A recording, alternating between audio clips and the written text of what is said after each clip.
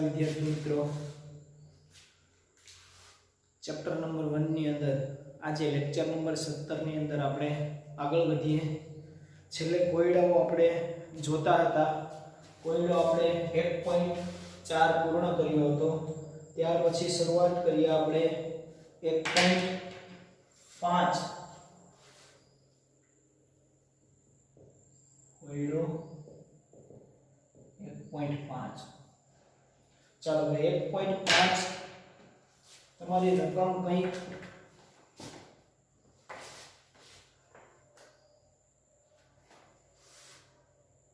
Sorry 1.4 બાકી છે.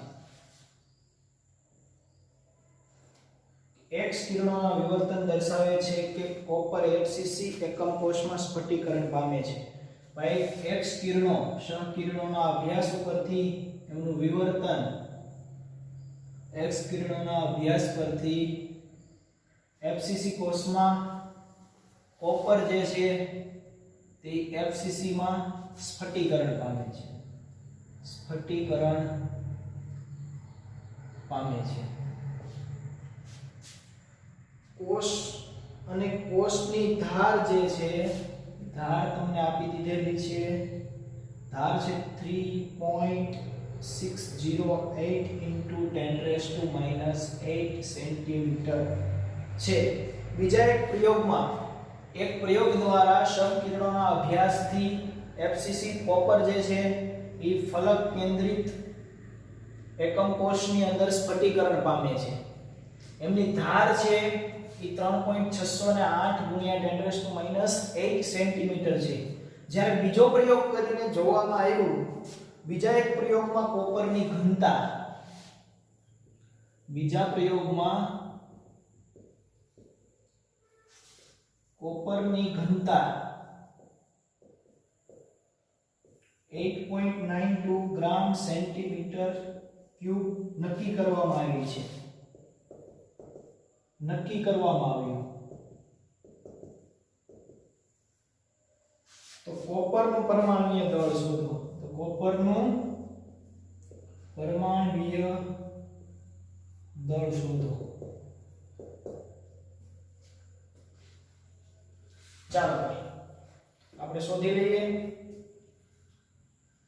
એક સહકિરણોના અભ્યાસ ઉપરથી કોપરને જોવામાં આવ્યું તો કોપર જે હતો તે FCC રચનાની અંદર સ્ફટિકરણ પામેલો હતો. ત્યારે એમની ધારની જે લંબાઈ છે એ જોવામાં આવી તો 3.608 × 10⁻⁸ સેન્ટીમીટર હતી. એટલે એક પ્રયોગ કર્યો. આ એક પ્રયોગની અંદર એમણે કોપર લીધું. કોપરનું સ્ફટિકરણ થયું સહકિરણોના અભ્યાસ ઉપરથી એક્સ-રે. તો એમને જે ધારની લંબાઈ હતી, ધારની લંબાઈ કેટલી મળી? 3.608 × 10⁻⁸ સેન્ટીમીટર મળી. જ્યારે બીજો પ્રયોગ કરવામાં આવ્યો તો શું મળ્યું? તો એમની ઘનતા મળી. ઘનતા કેટલી મળી? 8.92 ગ્રામ સેન્ટીમીટર ક્યુબ નક્કી કરવામાં આવ્યું. તો કોપરનું પરમાણુય દળ શોધો. હવે આ પ્રયોગની અંદર ધારની લંબાઈ મળી ગઈ. કોપર કઈ રચના બનાવે છે? તો કે FCC રચના બનાવે છે. પછી એમની ઘનતા છે આટલી છે. તો એમનું પરમાણુય દળ જે છે આમનું ઈ કેટલું હોય છે એવું આપણને પૂછેલું છે. તો આપણને ખબર છે કે ઘનતા આપી દીધેલો છે, D આપી દીધેલો છે. ધાર જે છે તે A આપી દીધું છે. કઈ રચના બનાવે છે કહી દીધું. હવે આપણને એ પણ ખબર છે કે FCC રચના બનાવતો હોય તો પરમાણુઓની સંખ્યા કેટલી હોય? પ્રતિ એકમ કોષમાં પરમાણુની સંખ્યા FCC રચનામાં એકમ કોષની સંખ્યા કેટલી હોય? Z = 4 હોય ફલક કેન્દ્રિત. ઓકે, એટલે Z આપી દીધો છે, D આપી દીધો છે, A આપી દીધો છે. જે 5 પરિમાણ હતા એમાંથી 4 પરિમાણ આપણને આપી દીધા છે. અને આપણને શું પૂછી લીધું છે? દળ, એટલે કે m પૂછી લીધો છે. તો સીધું જ આપણે સૂત્ર વાપરી શકીએ કે ના વાપરી શકીએ? m = D NaA Q. આ સૂત્ર આપણે જે ઘનતાનું જે સૂત્ર હતું એમાંથી મેં m ને શું કરી લીધો છે? કરતા કરી લીધો છે. બીજું કશું જ કર્યું નથી. દરેકની કિંમત આપણને ખબર છે. ઘનતા આપણે જાણીએ છીએ. ઘનતા ક્યાં ગઈ? 8.92 એને into Avogadro number 6.022 into 10⁻23 a cube તમને આપી દીધેલો છે 3.608 ગુણ્યા 10⁻8 સેન્ટીમીટર એનો ક્યુબ છે અને z જે છે એ કેટલો છે 4 છે અને સોલ્વ કરશો એટલે તમારો જવાબ આવી જશે કેલ્સીથી લગાડી લો સોલ્વ કરી લો એટલે 63.1 ગ્રામ પર મોલ આવશે ગ્રામ પર મોલ આ થઈ ગયો આપણું એમ ક્લિયર છે ચાલો ત્યાર પછીનો આગળનો કોયડો 1.5 આપણે જોઈએ મુખ્ય ખાસ આપણે આમાં રકમ સમજવાની હોય છે ભાઈ બાકી તો બધું સરળ છે એવા બધા બે સૂત્રો અઘરા છે નહીં 1.5 જોઈએ આપણે કોયડો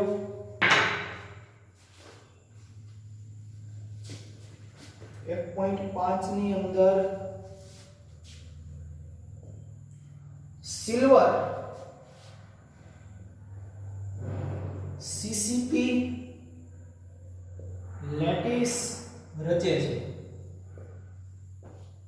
તેના સ્ફટિકના એક્સ કિરણોના અભ્યાસ દર્શાવે છે આ જે લેટિસ બને છે તેમના સ્ફટિકના એક્સ કિરણોનો અભ્યાસ દર્શાવે છે એક્સ કિરણોનો અભ્યાસ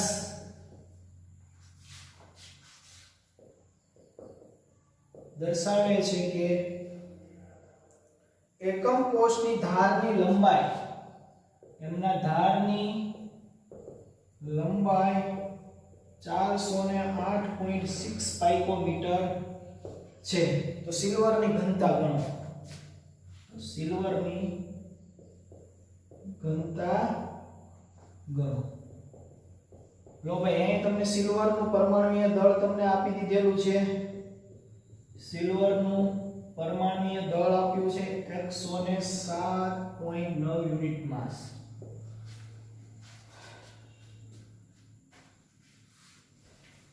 ચાલો સિલ્વર જે છે એ સીસીપી લેટિસ બનાવે છે સીસીપી લેટિસ બનાવે એટલે કયો થઈ ગયો ક્યુબિક ક્લોઝ પેક રચના સીસીપી હોય કે એફસીસી હોય બરોબર કેટલા હોય પરમાણુની સંખ્યા કુલ પરમાણુ કેટલા હોય 4 હોય છે તો સ્ફટિક રચના કઈ બનાવે છે તો કે સીસીપી સ્ફટિક રચના બનાવે છે તો સીસીપી ની અંદર આપણને ખબર છે એકમ કોષની કેટલા પરમાણુ હોય 4 પરમાણુ હોય એટલે ઝેડ આપણને ખબર પડી ગઈ સીસીપી રચનાની હવે સ્ફટિકના સહકિરણોના અભ્યાસ ઉપરથી એવું જાણવા મળ્યું કે ધારની જે લંબાઈ છે કેટલી છે 400 ને એમની ધાર કેટલી છે 408.6 પાઇકોમીટર છે તો સિલ્વરની ઘનતા આપણને ગણવાનું કીધેલું છે પરમાણુય દળ તમને આપી દીધેલું છે કે ભાઈ એમનું જે દળ જે છે એ કેટલું છે 109.7 હવે આને હું કેજી માં ફેરવી નાખું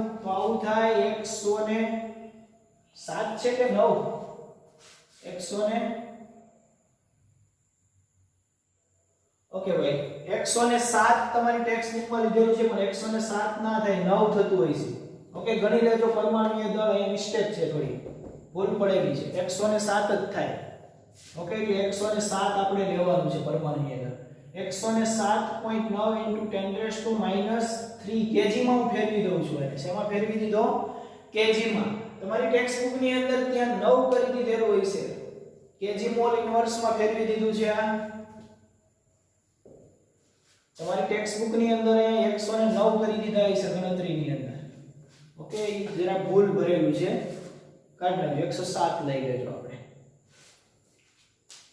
ચાલો હવે સૂત્રની અંદર આપણે d ઘનતાનું સૂત્ર ડાયરેક્ટ આપણે મૂકવાનું છે બીજું કઈ છે નહીં તો d = z * m/n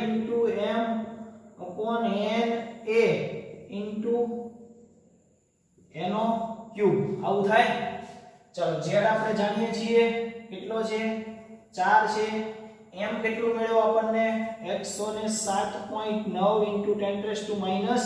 10⁻³ આ આપણને મળેલું દળ છે હવે ત્યાર પછી 400 ને 10⁻² આ પાઇકોમીટર છે ને એટલે એને આપણે મીટરમાં ફેરવવું પડશે એટલે આને મીટરમાં ફેરવશો એટલે 408.6 × 10⁻12 મીટર ચાલો તો એને મીટરમાં લઈ લઈએ આપણે. તો a નો ક્યુબ 408.6 * 10⁻12 મીટર, સોરી મીટર નહીં ઘન, ઇન્ટુ n 6.022 * 10⁻23. આને સોલ્વ કરશો એટલે તમને ફાઇનલ આન્સર મળી જશે. ક્લિયર છો? ઓકે, ચલો ત્યાર પછીનો કોયડા લગભગ પૂરા થઈ ગયા આપણા 1.5 સુધી હતા. હવે આપણે લખાણ સંબંધિત પ્રશ્નો જોઈશું. બરાબર સમજી લઈએ લખાણ સંબંધિત પ્રશ્ન. પહેલો પ્રશ્ન તમારો લખાણ સંબંધિત પ્રશ્ન જે છે તે એવો છે કે ચોરસ સંવૃત સંકુલિત રચનામાં અણુઓ દ્વિપરિમાણીય સવર્ગાંક શું હોય? ભાઈ ચોરસ સંવૃત રચનાનો તમને શું કીધો છે? કોઓર્ડિનેશન નંબર, સવર્ગ આંક કેટલો હોય? કેટલો હોય? એક પરમાણુ બીજા 4 ની સાથે જોડાયેલો હોય છે. આપણે આવી રીતે ચોરસ પરિમાણીય રચના લેતા હતા, યાદ કરો. આવી રીતે લેતા હતા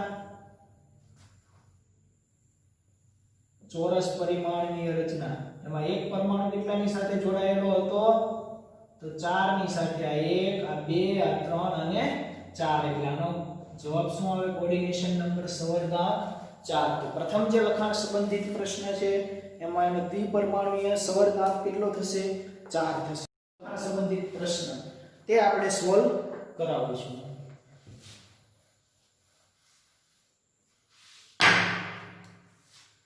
1.14 જુઓ કે એક સંયોજન ષટકોણીય સંવૃત સંકુલિત રચના બનાવે છે. એક સંયોજન HCP રચના બનાવે છે. તેના 0.5 મોલ છિદ્રોમાં 0.5 મોલમાં છિદ્રોની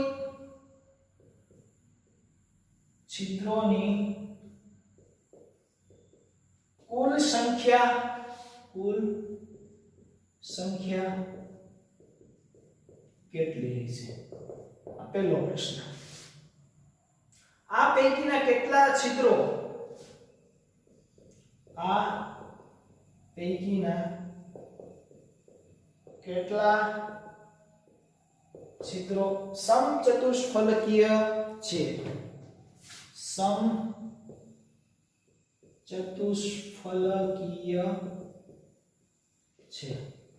પ્રશ્ન સમજી લઈએ આપણે કે લખાણ સંબંધિત પ્રશ્ન 1.14 જે છે એ એક સંયોજન કઈ બનાવે છે? હેક્સાગોનલ ક્યુબિક ક્લોઝ પેક રચના બનાવે છે. તેમાં 0.5 કોઈ એક સંયોજન ભાઈ એવું હોય છે કે જેની રચના કેવી છે? આવી હેક્સાગોનલ જેવી બને છે. આખી જે દોરતો નથી હું, આવી હેક્સાગોનલ બને છે. તેમાં 0.5 માં આના કેટલા મોલ લઈ લીધા? 0.5 મોલ. હવે આના હેક્સાગોનલ રચના જે થાય છે એમાં 0.5 મોલ ની અંદર છિદ્રોની કુલ સંખ્યા કેટલી હશે? કે આમાં જે છિદ્રો બનશે હેક્સાગોનલ રચનાની અંદર એમાં કુલ છિદ્રો કેટલા હશે? બધાય મોલ ની અંદર નહીં, આખા HCP ની અંદર છિદ્રોની સંખ્યા નથી પૂછી. તો આપણને ડાયરેક્ટ આવડે છે. ઈ જે આપેલું પ્રતિ મોલ આપેલું હોય એટલે એક મોલ ની સંખ્યા આપેલી હોય. આપણે જે ડાયરેક્ટ કહીએ છીએ ને છિદ્રો આટલા હોય. છિદ્રો કેટલા હોય? તો કે અષ્ટફલકીય કેટલા હોય? 4. એનાથી ચતુષ્ફલકીય કેટલા હોય? બમણા એટલે કે 8 હોય. એ આપણે એક મોલ ની વાત કરતા હતા. અહીંયા એનો મોલ ઘટાડી દીધા, 0.5 મોલ ની અંદર કીધેલા. તો કુલ છિદ્રો કેટલા હોય એવું પૂછેલું છે. આ પૈકીના કેટલા છિદ્રો?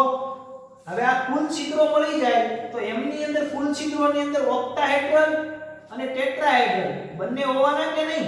ઓક્ટાહેડ્રલ એટલે અષ્ટફલકીય અને ટેટ્રાહેડ્રલ એટલે સમચતુષ્ફલકીય. તો આપણને માત્ર શું પૂછ્યું કે એમાંથી ટેટ્રાહેડ્રલ કેટલા હોય? એમાંથી ટેટ્રાહેડ્રલ કેટલા હોય? તો ચાલો શરૂઆત કરીએ સોલ્વ કરવાની. ક્લોઝ પેક રચનાનો 0.5 મોલમાં પરમાણુઓની સંખ્યા 0.5 મોલમાં પરમાણુની રચના ક્લોઝ પેક રચનામાં 0.5 મોલ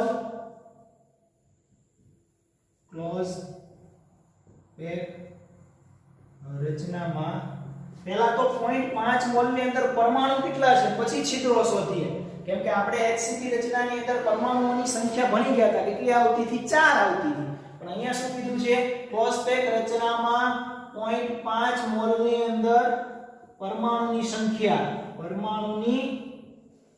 સંખ્યા કેટલી થાય સંખ્યા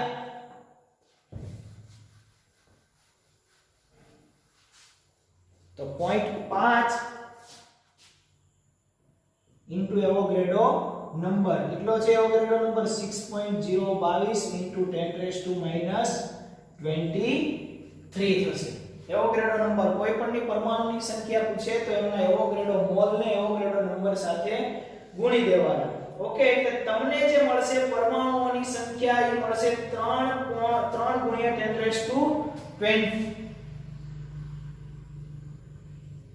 3 ગુણ્યા 3.0 સમથિંગ આવશે પણ અહીંયા તો હું રાઉન્ડ ફિગર લખી દઉં છું તમે કેલ્સી મારશો એટલે 0.5 into 0.22 એટલે તમને મળશે 3.011 into 10⁻23 3.011 into 10⁻23 આ તમને મળી ગઈ પરમાણુઓની સંખ્યા અને એવોગાડ્રો નંબર સાથે ગુણતા શું મળશે પરમાણુની સંખ્યા તો n આ n તમે કહી દીધું છે ખાલી ભાઈ ક્લોઝ પેક રચનામાં 0.5 મોલ ની અંદર પરમાણુ કેટલા છે તો એને એવોગાડ્રો નંબર સાથે પરમાણુની સંખ્યા મને મળી ગઈ ત્યાર પછી જે હવે આવશે એ અષ્ટફલકીય છિદ્રોની સંખ્યા તો એમાં અષ્ટફલકીય છિદ્રો કેટલા થયા તો કે અષ્ટફલકીય છિદ્રો આપણે એવું કહેતા જેટલા પરમાણુ હોય એટલા અષ્ટફલકીય છિદ્રો હોય ઓકે તો અષ્ટફલકીય છિદ્રોની સંખ્યા કેટલી થાય અષ્ટફલકીય છિદ્રોની સંખ્યા કેટલી થાય અષ્ટફલકીય છિદ્રો તો કે જેટલા પરમાણુઓ છે તો n કેટલા થાય જેટલા પરમાણુ હોય એટલા જ અષ્ટફલકીય છિદ્રો હોય તો n કેટલા થાય 3.011 into 10⁻23 આ થઈ ગયા અષ્ટફલકીય છિદ્રોની સંખ્યા હવે ચતુષ્ફલકીય છિદ્રોની સંખ્યા કેટલી થાય ચતુષ્ફલકીય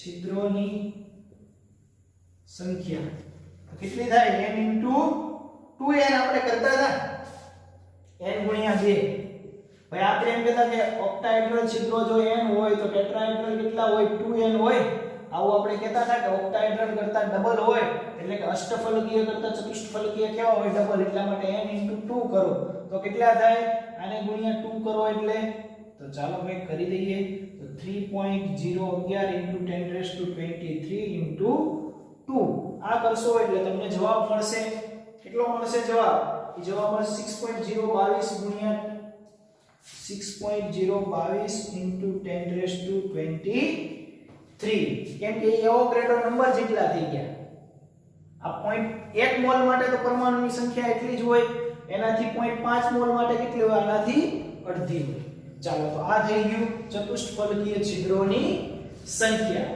હવે આપણને પ્રશ્નની અંદર શું પૂછ્યું છે કે ભાઈ છિદ્રોની કુલ સંખ્યા કેટલી હશે એવું પૂછ્યું છે અને બીજું પૂછ્યું છે કે સમચતુષ્ફલકીય એમાંના પૈકી કેટલા સમચતુષ્ફલકીય કેટલા છે છિદ્રો તો કે 6.022 into 10⁻23 હવે કુલ છિદ્રોની સંખ્યા શોધવાનું કે તો કુલ છિદ્રોની અંદર શું કરશું બંનેનો સરવાળો કરી દઈએ ચાલો ભાઈ તો બંનેનો સરવાળો કરી દેવાનો આપણે બીજું છિદ્રોની કુલ સંખ્યા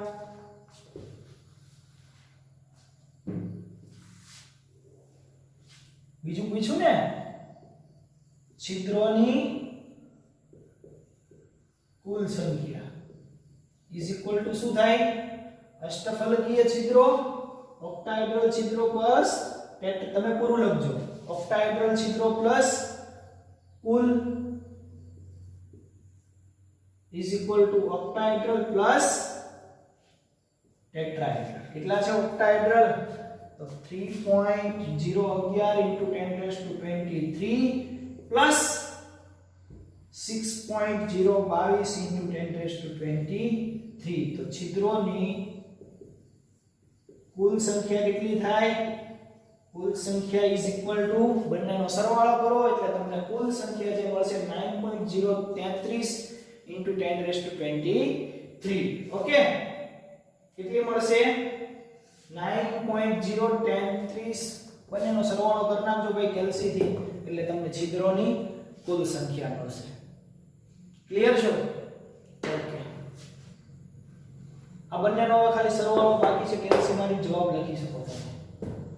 ચાલો 1.14 પૂરો કર્યો. હવે વાત કરીએ આપણે 1.15 ની.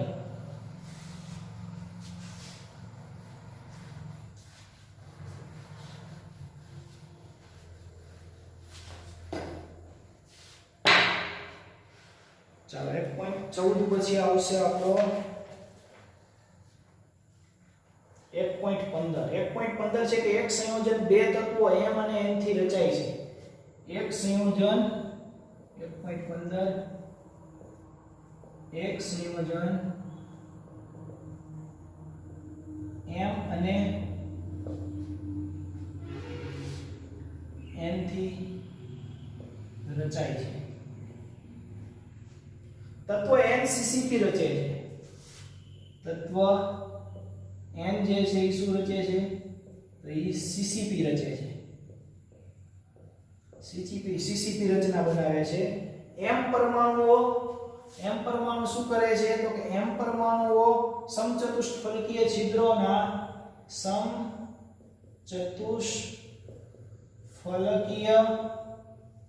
છિદ્રોના 1/3 ભાગને રોકે છે. 1/3 ભાગ રોકે તો તેમનું સંયોજનનું સૂત્ર શું મળશે?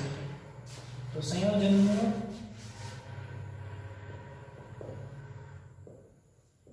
સૂત્ર શું હોય છે? આવું આપણને પૂછેલું છે કે ભાઈ એક સંયોજન છે જે m અને n છે. કેવું છે? m અને n.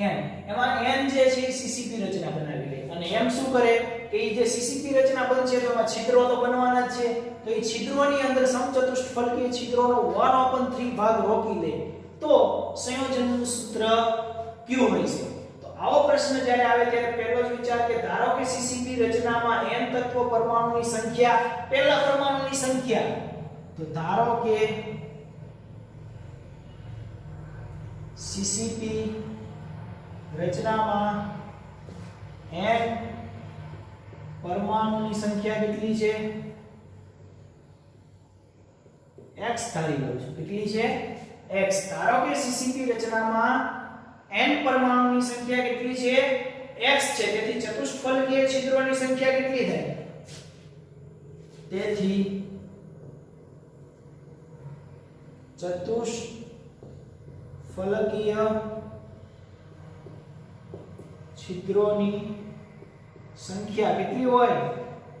ચતુષ્ફલકીય છિદ્રો કેટલા હોય? પરમાણુની સંખ્યા જે હોય એના કરતા ડબલ. અહીંયા કેટલી પરમાણુ સંખ્યા? x. તો આ કેટલું થઈ જાય? 2x. હવે m તત્વ દ્વારા શું થાય છે? તો કે m તત્વ દ્વારા સમચતુષ્ફલકીય છિદ્રોનો 1/3 ભાગ રોકે છે. એટલે આપણને રકમની અંદર આપેલું છે. હવે જે 1/3 ભાગને રોકે છે તો m તત્વમાં પરમાણુની સંખ્યા કેટલી હોય? તો m તત્વમાં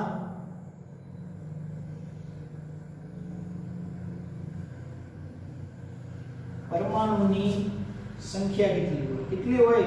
1/3 into 2x. 1/3 ભાગ રોકે છે ને તો 1/3 into 2x થશે તો 2x/3 થાય. આના બરાબર આવું લખી શકું 2x/3 થાય ને? Okay good. ચાલો હવે m તત્વના પરમાણુની સંખ્યા આપણને મળી ગઈ. n તત્વના પરમાણુઓની સંખ્યા આપણને મળી ગઈ. હવે સંયોજનથી બનતા સૂત્ર જે છે એ કેવું હશે? આની સૂત્ર તે આપણે આમની અંદર શોધવાનું છે. તો ચાલો આપણે ગણી લઈએ કે m અને n નું પ્રમાણ જે છે એ કેવું છે. તો m અને n નું પ્રમાણ કેવું છે? m કેટલા છે? તો 2x upon 3 જેમ x થાય તો આ કેવું થઈ જાય? 2 જેમ 3 થાય કે નહીં ભાઈ? 2 જેમ 3. ઓકે, આટલું આપણને દરેકને આવડે. તો સંયોજનનું સૂત્ર તો શું થાય? સંયોજનનું સૂત્ર શું થશે? સંયોજનનું સૂત્ર m અને n નું પ્રમાણ શોધ્યું. તો પ્રથમ કોણ છે? m. તો m જેમ n શું થશે? 2 જેમ 3 છે. તો m કેટલો થઈ ગયો? 2. n કેટલો થઈ ગયો? 3. તો m2 n 3 આ થઈ ગયું એમનું સૂત્ર. જે આપણને સંયોજનનું સૂત્ર પાડ્યું હતું એ આપણને મળી ગયું. આ થઈ ગયું સંયોજનનું સૂત્ર. આ થઈ ગયું આપણું સંયોજનનું સૂત્ર. ઓકે, ત્યાર પછી આગળ વધીએ આપણે. કોયડા નંબર 1.16 છે કે આ છે.